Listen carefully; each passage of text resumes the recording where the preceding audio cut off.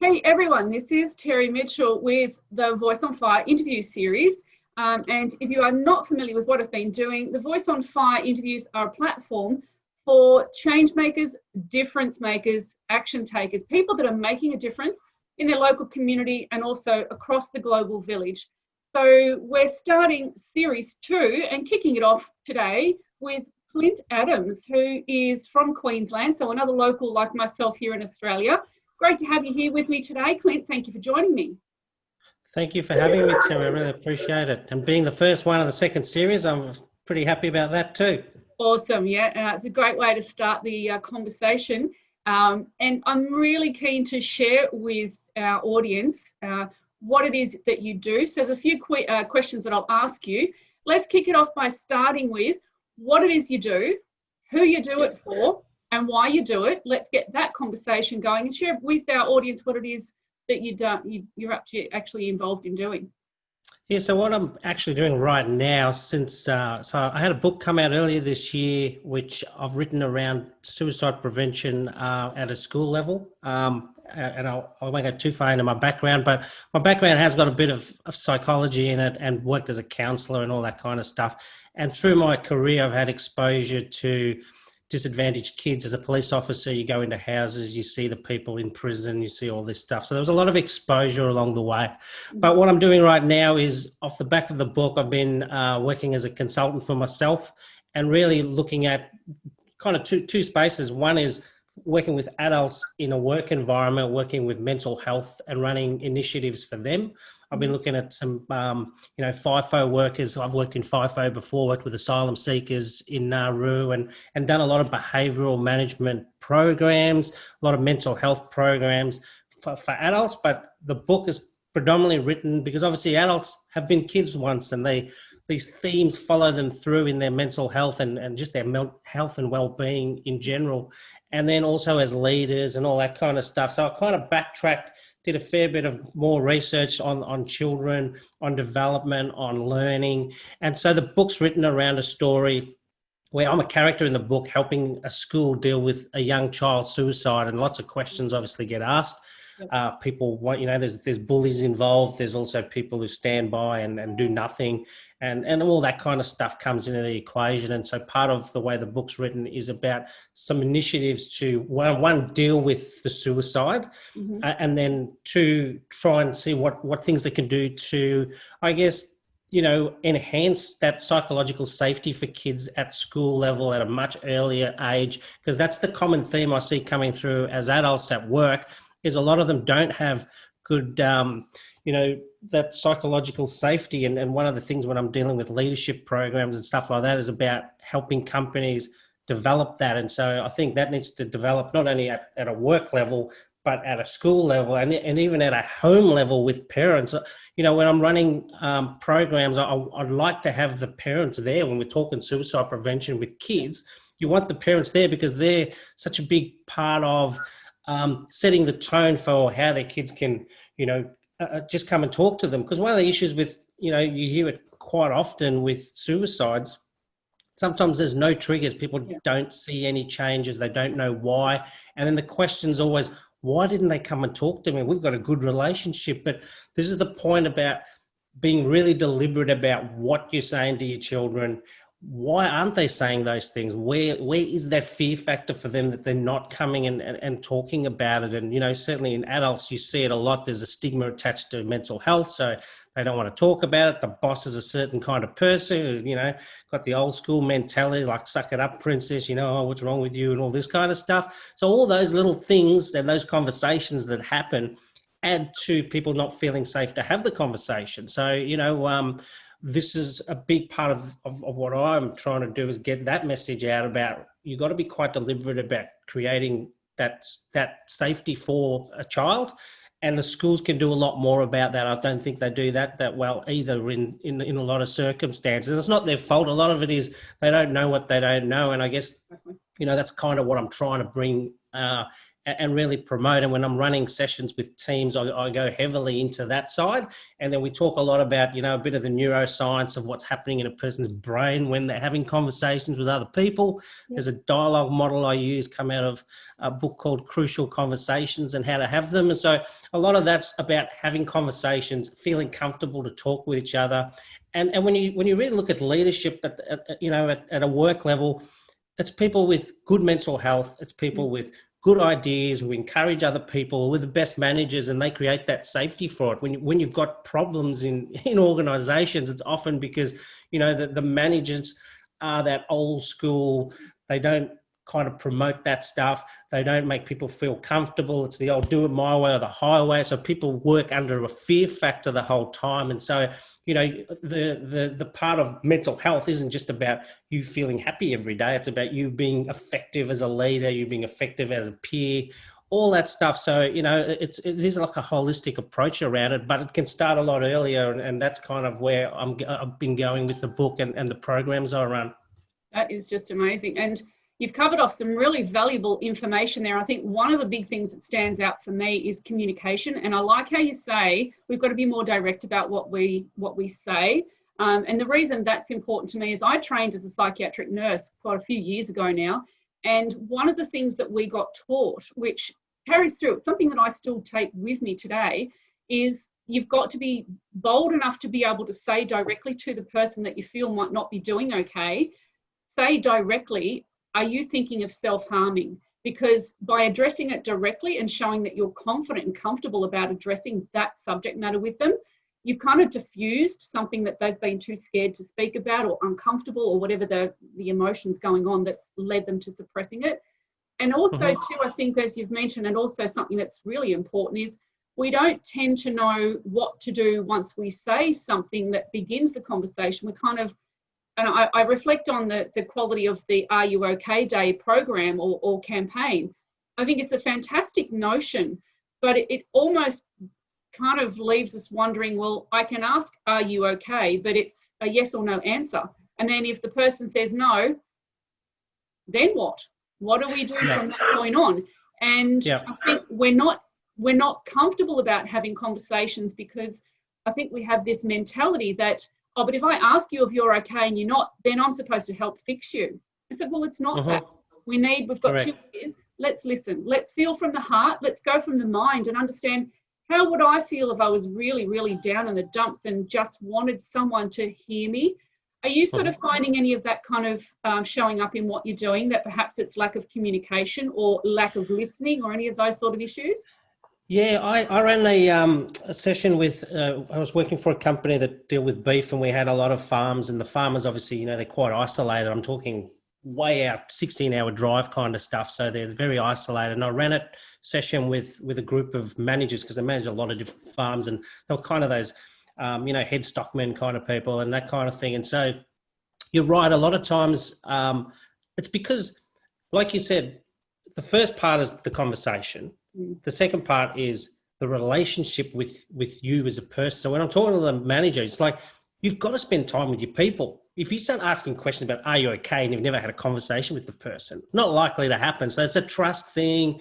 It's feeling comfortable. And then you also, as you get to know them, you kind of notice if they're not themselves, if you like, because if you don't spend time with them, you don't see that, you don't notice that, and it's not a normal part of it. So I really encourage just conversations, normal conversations, good, bad, doesn't matter, talking to people, getting better at it. And to be honest, when we look at, when I'm working with companies and we're looking at how we promote people, they're the ones that we go, these are the kind of people that need to be our leaders, because they will do that naturally. Not everyone's obviously as talkative and not everyone's the same. I get that part of it, but there's definitely some tools that can at least get you to get the person some help if they can open up enough to you. So out of one of those programs, like literally a week or two later, one of the younger guys, he came back and said, look, that program helped me so much. I was out in the street with some random guy, not even someone he worked with, and this person was going to commit suicide. And, putting those things in his head about having a conversation, asking him high-level questions, because he's obviously in what I call red brain state.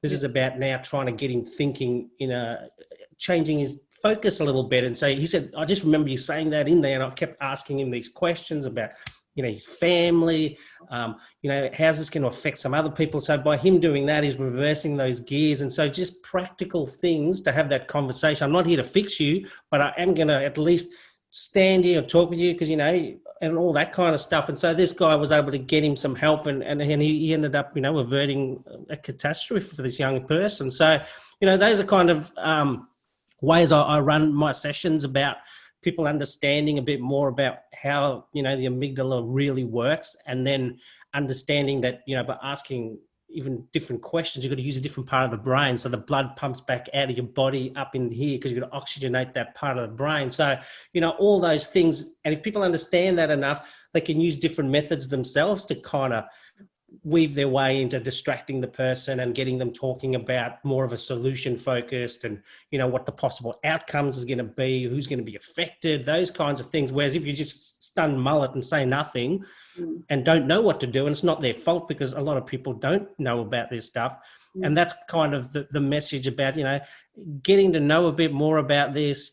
Doesn't mean, you're going to be a counsellor tomorrow or anything like that, but you can be a little bit more effective, and you can be more effective in yourself because you start to see patterns in yourself. One of the things when I was a police officer was, understanding how I calm myself when someone else is really having a crack at you or being highly aggressive towards you. And then you're asking yourself those questions because you're going, how do I keep myself calm? Because if I'm not calm and he's not calm, we're going to have a bigger problem. And so, even those little things where, you suddenly take on all this burden because you think this person's got mental health problems and you don't want to muck it up either. So, just having a few little tools and some techniques can certainly help with the practical side of that. Yeah, it totally is about having skills, tools, techniques, just knowing. Once you know something, and I think that you've hit on something really important there, it's not that when we say to somebody, oh, are you okay? And we've sort of built enough of a relationship to know that they probably will say something to us because we've dared to ask. It's knowing that in just asking, we don't need to take on that burden. We don't need to feel like the weight of this person's troubles are suddenly ours. And it isn't about that whole fix it mentality. It is really about how do we set our own little boundaries so that we can be okay. And as you say, be calm in the face of a possible catastrophe, but just knowing that there are those little tools, techniques, tricks, things that if we just know that they're there, we can go, oh, that's right, he said or she said, if we do these things, I can hear someone's problems and I might be able to help them, but I don't have to get all emotionally all messed up inside myself either. And I think that's what people worry about. Is if there's a couple of things I hear is that if you talk to somebody about a potential suicide, you're going to make them want to commit suicide because you're talking about it. It's like, it's completely the opposite most often than not. And I really like the idea that you're saying it's just about helping people to feel okay, having that conversation. No one's at fault. Just because you don't know how to have those conversations doesn't make you a bad person. It just means that you don't have the knowledge or the technique or the skill. Learn those things. We really do need to learn how to communicate. I find that's one of the biggest challenges. One of the things that I think you've mentioned also is about the bullying experiences that lead to things like suicide. I myself was subjected to some pretty intense bullying throughout the years, and it's gone from a little bit in primary school, some through high school, but the majority of it was in the workplace. And I've done typically what a lot of people have done. I've left jobs because of the bullying, and it's wrecked my career, wrecked my resume. And, wow. I kind of, at the time thought it was all me. I'm the common denominator. So I was wearing the burden when really it came down to, as I've gotten older and, a few years under the belt, I've realised people themselves are so messed up that they are putting on a front. They don't talk about anything. No one's open. And social media has now made that even more prevalent, where people are putting on a face or putting on a pretense about how good their life is, when really life can suck. I mean, let's be honest, life can suck, and yet it's not whether life sucks. It's not whether life is an absolute chaos or drama or turmoil, which it can certainly be. It's how do we actually take the mindset and find a way to manage that? And unless we're skilled in those things, bullying can be a problem, you know, getting depressed can be a problem.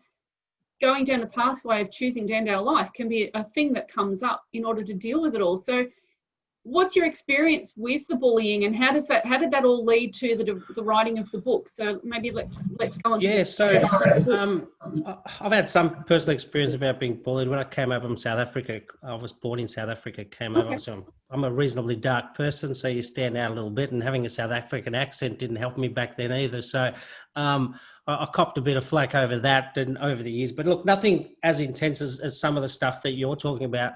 But certainly, you know, I've worked with people that have been bullied as the counsellor, and I'm hearing their experiences and that kind of stuff. And then also really, you know, as a HR man, I've been a HR professional for many years across the board. And you know, I take it very seriously when people come forward with this, and purely because I know how hard people don't want to say anything. Like you said, you wear the face, you think, oh, maybe it'll go away. You put up with it for a while. You might try to think, but why is no one doing anything? And it could be other people having exactly the same experience, and you all suffer in silence. One of the things I encourage a lot, and this is where, you know, it's like the Harvey Weinstein stuff. Once one person came out, there was the floodgates, right? So you go, why did all these women... And again, you know, there's lots of questions. People have their personal reasons for it. Well, why did all these women sit in silence when this disgusting human being is doing things as bad as he did? And then you get it, right? But it's amazing. It takes the first one to be the courageous one to set the tone. And so when I am running sessions with teams, sometimes I'll have individual conversations with some people that have opened up to me. They kind of find... I obviously create some of the safety because this is what I talk about. And so they feel comfortable talking to me. And then I'll say to them, look, we're going to have conversations in front of the group.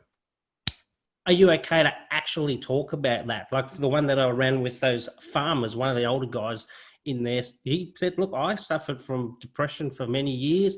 This is what happened. And again, once one goes first, it encourages the others to get that and go, oh, it is discussable now. It's not, you know, I feel like this. And then you can hear them talk about it. And, you know, it just promotes it. It does take a little bit of, you know-how, I guess, when you're facilitating those ones to encourage that. But, you know, I like to talk to some of them beforehand and just get a feel for it. And the ones that do share, I mean, I don't force them to, but, you know, they generally feel okay because we've created the safety. I show them this thing called the dialogue model, where we're focusing on having a conversation to come up with solutions to what we're doing as a team, where we want to be as a team, and how we support each other. And as you said, life can be tough. Things can happen. People die in our lives. You know, animals, my dog's 17 years old. You know, he's not going to be with me for much longer, I don't think. But so, you know, I'm going to be bloody sad. You can't have these positive psychology view every day that life's going to be, you know,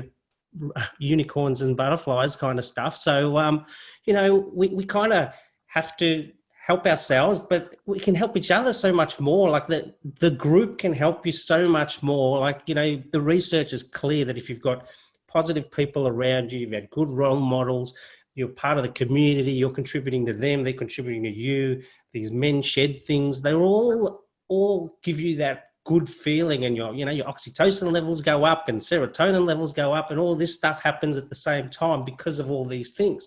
And so I guess part of what I try to approach is a mental health framework that kind of looks at, like we do with physical health. We know about nutrition, we know about cardio, we know about weight training, we know about yoga, all these things, right? But when it comes to mental health, we don't talk about, why do I need my oxytocin levels to be up? Why would I want my dopamine levels to be up but not too high up? Why do I, you know, all these things, we kind of know we should be exercising, but why does that help my mental health? Well, your endorphins kick in. When you're running, this is what happens. And so I think there's some ways we can do a similar approach, especially with kids, right? When they're brand new, they come into school for the first time.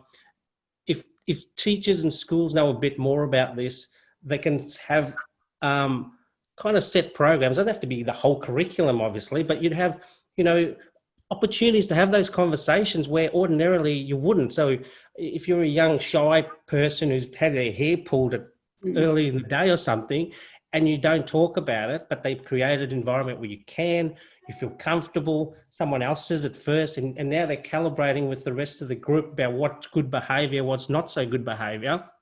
I think some of the bullying can actually get a lot less, because then the group, because a lot of times what happens is you've got one bully out of a group of 20 or 30 kids, everybody's scared of him or her.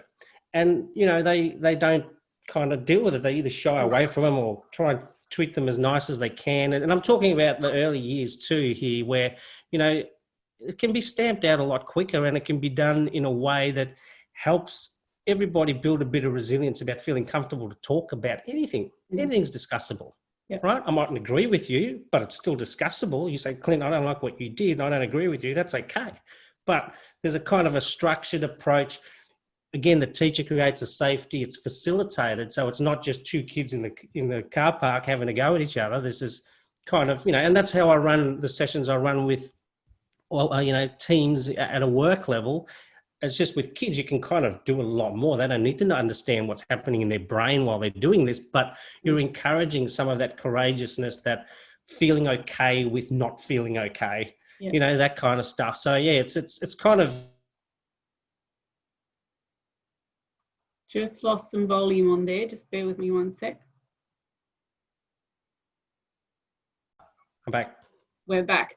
Sorry about that, everybody. There was just a tiny glitch there, but as Clint was saying, there's just some different processes and different techniques and things you can do to encourage anyone that's being bullied to find a way to open up that dialogue. And one of the things you're mentioning, and it's something that I think stands out really obviously, but as much as it's obvious, we don't seem to know what to do about it. Oftentimes, a bully is the one person, and they're surrounded by other people, and oftentimes we have one person who is able to dictate and control. Yet ironically, if those people, it's a bit like one stick is easy to break, but put the stick bundle together and you can't break the bundle. It's like if they were able to recognize that if all of the frightened people all stood together, the bully becomes a nobody.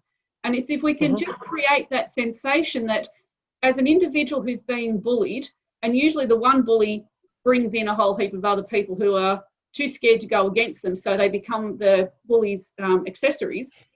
If that one person can just find a way to team up with other people and get the team of other people together, you've got a bundle that can't be broken. And what worries me most of all when I hear about people that are frightened or people that are being intimidated or people that are being bullied or abused is often, as you say, it's that because they're in silence, they're suffering in silence. But if they were to speak up and find a way to be in a bundle, so to speak, then they literally almost outmaneuver the bully. And one of the things I found personally, and this is something that I'm very passionate about in my own personal world, but also in the professional stuff that I do, is I'm all about breaking the stigma about, particularly for women, being the submissive, vulnerable types who are not allowed to be bold and brassy and outspoken.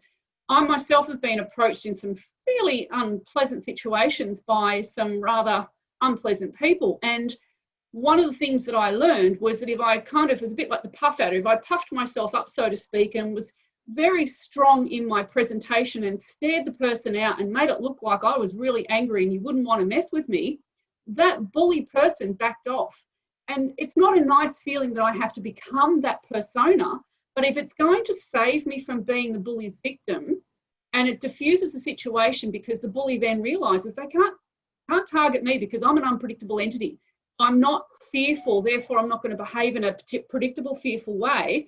They know to back off. So I often encourage women just to recognize that they've got power within themselves, and anybody, child, young person, any adult that is being targeted, it's about being able to, I suppose, become the puff adder, puff up a bit, and helping people find the techniques and the abilities and learn the value. As you say, you go into the neurotransmitters and the body's chemistry that creates that. It's fascinating. Tell me a little bit more about how you know about that and what you do to deliver that information. Look, over the years, I've obviously done a fair bit of research. I've got a science degree in psychology anyway, and I've also done a rehabilitation counselling postgrad diploma, so I've got studies in the field. But over the years, there's many awesome books that I've read, like You Are the Placebo by Dr. Joe Dispenza. If you ever want to read a great book on neuroscience, that's a really good one. But yeah, essentially, I've always been fascinated with that part of it, and I get that there's there's neuroscience there, but there's nature and nurture. They always have this conversation, but essentially, when you're deliberate about how you think, it's like I use the probably rewind for a sec. You've heard of the term positive deviance? Yes. Yep.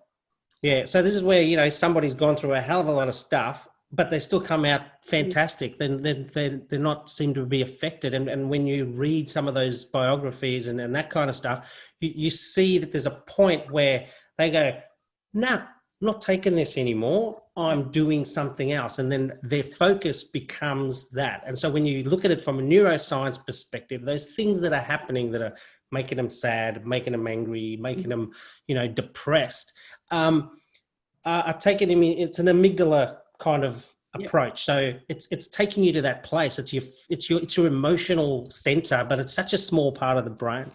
And so if they get stuck there, and emotions aren't bad. A lot of people have this view that, I'm a negative emotions. The emotions are just there to give you something's not right.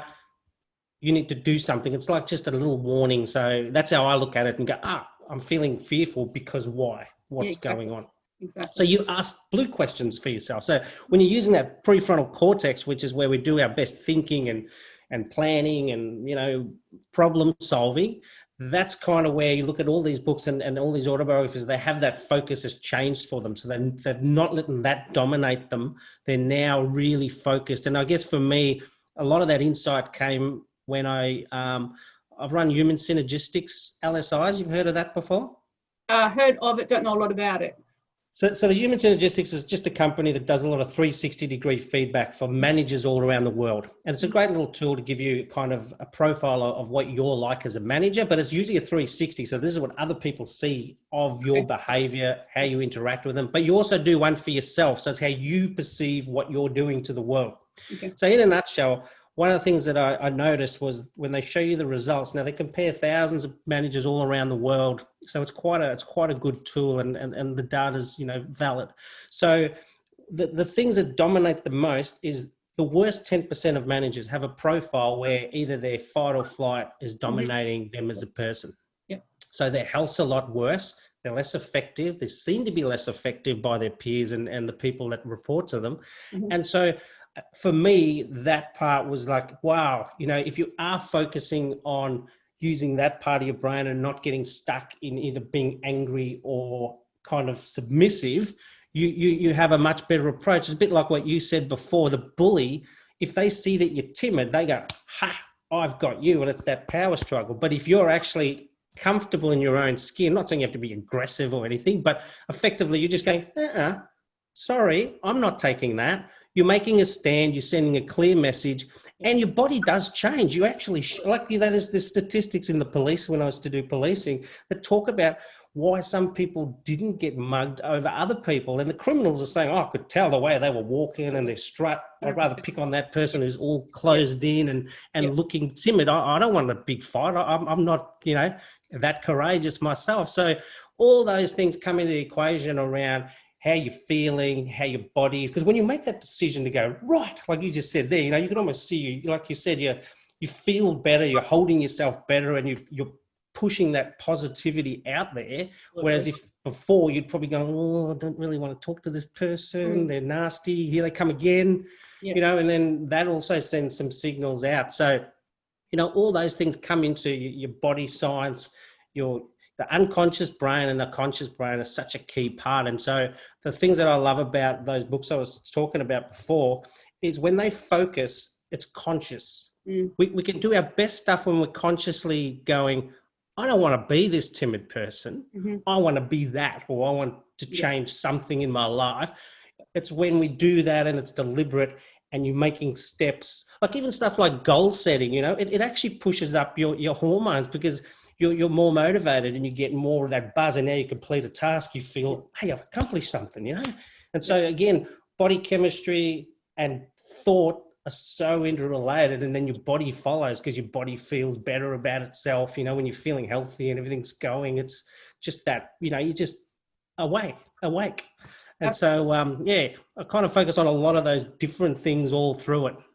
Yeah. And something I wanted to pick up on there, the topic of your book, or the title of the book, is called Lighting the Blue Flame. But I hear you talking about the blue and red sides of the brain. Is that where the title of the book sort of come from, or is it more to do with another element? What led to the title of the book? And maybe explain a little bit about the blue and the red. Yeah. So when I'm teaching people, I found I can't use too much psychological jargon. So rather than talking about the frontal cortex and neuropeptides and stuff that's going on in our bodies, I refer to it as red brain and blue brain. So I say the amygdala side is what I consider red brain, and it's got it's not just the amygdala, there's other things involved, but essentially it's those emotions that if you get stuck, it's going to hijack you. Yeah. And it does, there's a great saying that says, no one ever drowns by falling in the water, they drown by staying there. And it's the same with your emotions. If you're just stuck in sadness, you're gonna get worse. And if you're just stuck in, all those things are just gonna hold you back, but it's there for a reason. Yep.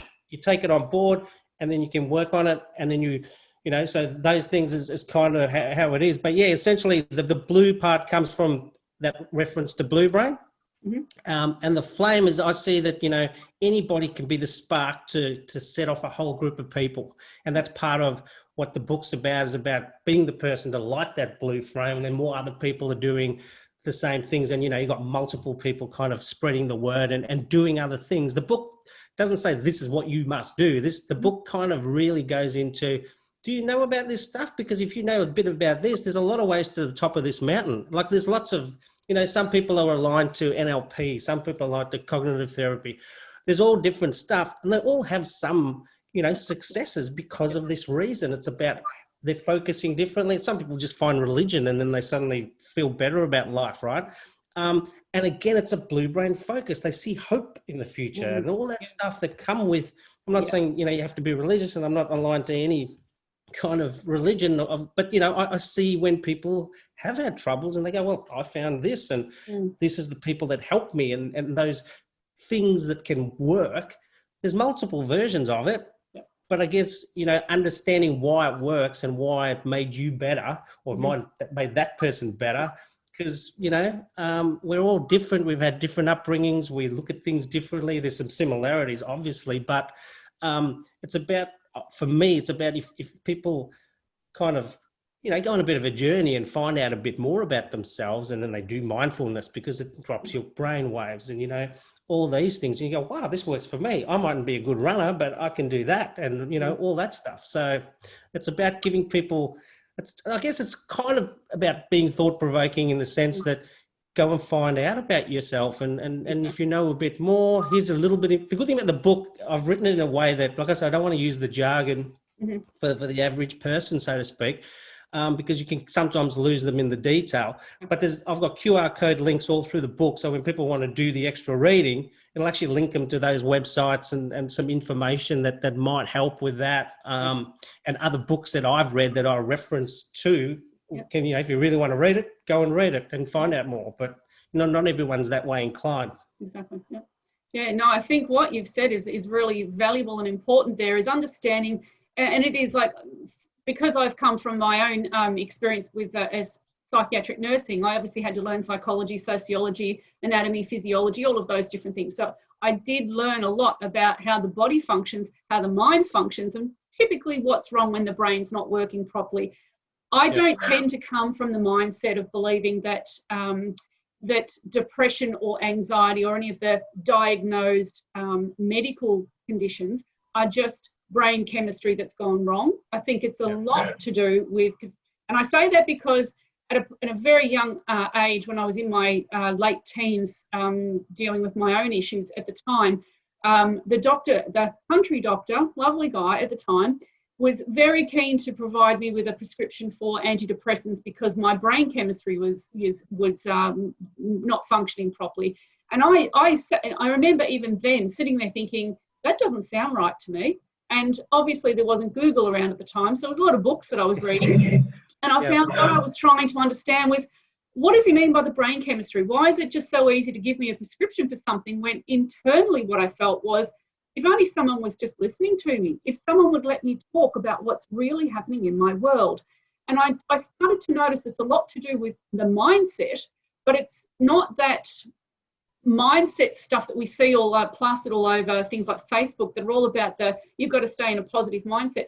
That's not to say there's no value in that, but I'm all about accepting emotions are exactly what they are. And as you've said, emotions themselves don't have any value as good or bad. We label them that way. I don't have a problem with being in tears and feeling sad and being angry or any of those emotions, because as you say, they're there to remind me or to trigger me or to tell me something is not right. And it's for me to take an action to see if I can bring some balance back to my world. I never mastered that for a long, long time. It took me years and years because I was battling against the idea of what society tells us is, oh, you know, you're not supposed to be angry. It's not a nice emotion. You know, girls especially are not supposed to be angry. We're supposed to be, you know, butterflies and unicorns, as you say. And it's like, if people had only spent the time to listen instead of sitting in judgment, then they may have understood that I was going through some terrible stuff that was really having a really detrimental effect on my self-perception. So I was portraying myself in ways that I thought would make me more acceptable in society, when really I was telling massive lies to myself about who I really was. So there was all this turmoil that was going on. And at the end of the day, the brain chemistry isn't just brain chemistry. It's also about how we are allowed to focus our minds and understanding, as you say, the neuropsychology and the neurotransmitters and the various things going on, the body chemistry. It sounds like you've covered off a lot of that sort of stuff. Do you find you can have those conversations in various, I suppose, the jargon, the various language in any age group? How do you cover that off? I did find I ran a session with kids who were around 11 or 12, and I did struggle to, I wouldn't say dumb it down's not the right word, but really bring it down to bare minimum. So because often when I run it with adults and you talk about most of them haven't heard this stuff before. So it's quite an exciting thing, right? They go, wow, I've heard this before. This is, you know, unique, or are they expecting, you know, normal management kind of, and they do this, do that kind of stuff. But this is about kind of taking them on their own little journey. And we've all got a brain, we've all got blood chemistry, and we all kind of go, oh, okay. And, you know, it's always good when you hear them give you feedback, or when they're talking about, oh, I remember a time when this happened, and I can see how that actually, you know, pieced together in a conversation I was having with a person, and how they calmed a person down, or whatever those things are. So I do find that with children, and that's why the book's kind of written in this way too, is that if I'm going to deal with primary school kids, you can't run it that way. You almost have to do the things for them. They've got to have activities that you know are doing those things for them, but they don't really know it because they don't need to know it, right? So there's a structural piece from a teacher and an educator perspective that you just got to take them on. So, okay, we're going to do this activity now. We're going to sit in a group circle, and we're going to talk about what anyone do anything bad to somebody today, and they're not feeling good about that. And so that's that structural piece. Instead of, you know, talking about what's going to happen and talk about dialogue models and all that. Can't do it. It just gets lost on them. And it's not to say we won't do it later, but I think it's just routines that are good routines that get them that opportunity to have conversations with each other and share feedback, good, bad, or indifferent, and just get them used to it. Because when I run it with adults that we haven't done this before, but they don't even want to give each other feedback. I've had like nurses, I worked in healthcare for an organization, and, you know, we ran a feedback session with the group, and they had to pick 6 or 7 people they wanted to give feedback to within the group. And I remember a couple of the nurses saying to me, I don't want to give this guy this feedback. It was a gay nurse who was part of a theatre, and you know, he was very exuberant, and when people are coming out of surgery, they're kind of all groggy, and he'd be really hypo, and they didn't want to tell him that because he's a nice guy. We don't want to hurt his feelings, and so people grapple with this conversation. It's a hard conversation. He's a ripping guy, but they go, I don't want to stop him from being, you know, high energy, but you know, the poor people are coming out of surgery, and they're just like, here's this guy in front of them, he's full on, and so, you know, they were in tears, and I was like, well, you don't have to give it to him, but if he's not going to change it and you cringe every time he does it, is that helpful for you and for the patient? So you got to kind of, you know, I had to not convince them to do it, but they had to find well, do you want to tell him or don't you want to tell him? And that's a choice you make. And so they did tell him. And look, to be fair, he took it quite well, but, you know, he kind of went, oh, and asked questions. And then when the conversations had it, you know, people kind of said, well, we don't think you're a bad person. We just think that you just, especially when they come out, like a day later, when they're, you know, fully functioning, and then you can be your normal self kind of thing, but just keep the noise down kind of thing, because, you know, we know you're excitable and we like that about you, but there's a time and a place. And so, you know, hard conversation to have, but I still remember how many of the other nurses just did not want to have a conversation with them. So, and this is my point around if we're teaching the kids early enough to just do this conversation. I don't like how you yelled at that person over there, and we're just talking, right? It's just a conversation, but we get better at it and we feel more courageous. And that calibration piece of the other kids hearing the conversations, like I said, when someone goes first, the next person will feel more comfortable. They do it again, the next person will feel more comfortable. And then suddenly you're also calibrating the behavior that you as a little group want to have. And it goes through, you know, all the classrooms and stuff. And so if everyone's on the same page, it's like, hang on, we don't do that around here. If you go to this school, we do not go down there. And like you said, the 10 sticks over the one, you know, it bonds together and it sets a tone. And then suddenly people, and this is the other thing, right? Like when I come into workplaces, they go, oh, we want to change our culture. Mm-hmm. When we go into schools, no one talks about starting a culture. Yeah. This is the school culture. You come here from day dot. This is how we do it. This is how we do it. You can feel comfortable. If you've got a problem, you either talk to the person or you come and see your teacher and we'll do something about it. And none of this, you know, giving them yard duty kind of basic penalty stuff. This is about helping that kid who is a bully, because sometimes the bullies are the ones that have also had trauma in their lives and they're just acting it out on some other poor unsuspecting kid because they're getting beaten at home or something. And so, you know, there are other things. Why aren't those kids talking about some of the trauma and the stuff that they are having at home? I mean, it's a hard one, right? Because, you know, when I used to be a police officer, you take kids away from their parents for some, you know, because they're not very nice people. But the kids want to go back. Yeah, exactly. They'd rather have their own mum and dad who treat them badly than have no caregiver, and that's scary stuff.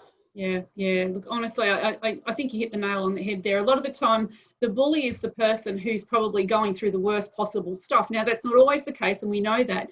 You know, I'm not good with the blanket statements, but the idea is if we were to understand. Sorry, I've just got someone who decided to knock at my door. Just bear with me 1 second. I'm just going to have to fix this just as we pause. Start to flow a lot more, whereas there was a tenseness before the first person goes because, you know, oh, this is different. I don't like to talk about this stuff. And, you know, it is pretty hard for some people because, you know, as you pointed out yourself, you know, you've had experiences and maybe how you dealt with it early on isn't the way you would deal with it now, because we've all evolved and you learn more and you get more resilient and hopefully you do get out the other end like you say you have. And, you know, I think it's important that people hear from, again, positive deviants who they go, wow, this happened to this person, but this is what they did and this is how they changed things. There's another person, a friend who's on LinkedIn, who Hayley Watson. I don't know if you ever come across her. She's in Sydney. She runs Open Parachute, where they've got young teens talking about trauma they've had, how they've got out of it. And again, when you listen to, you know, how they've changed whatever it was that they didn't like, you know, the focus is a key for them, and they're deliberate about going, I don't want this, I want that. So I'm going for it now. I'm actually focused on that, and I can make plans to make that happen. Or, you know, I want to lose weight because I don't feel great about my self-image, or whatever they do, that changes their focus. And it's a really good opportunity when people talk very openly about that. Is just going to help people, I think, and that's kind of the big part of encouraging all that. Yeah, absolutely.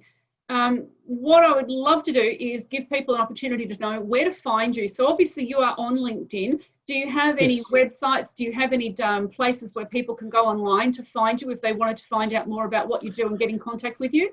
No, LinkedIn's probably the best at the moment. I am in the process of getting a website put together, but I've been so busy with doing other things that that's one of the things that I haven't done. But yeah, if people just look me up on LinkedIn, I've got a phone number and an email address there. If people are interested in just talking, or they want to, know about programs or any advice and stuff, I've got a fair few articles on there that I've written. Some of them are in the book as well. Obviously, they can buy the book called Lighting the Blue Flame, which is available on Amazon and Goodreads, and you just Google it and you'll find it. There is a Kindle version. I know getting it into Australia has been a little bit tough with COVID because it comes from the UK. My publisher's in the UK. So, yeah, if people are interested in that, go online. I can have a look and or look me up on LinkedIn. Is probably the main ones.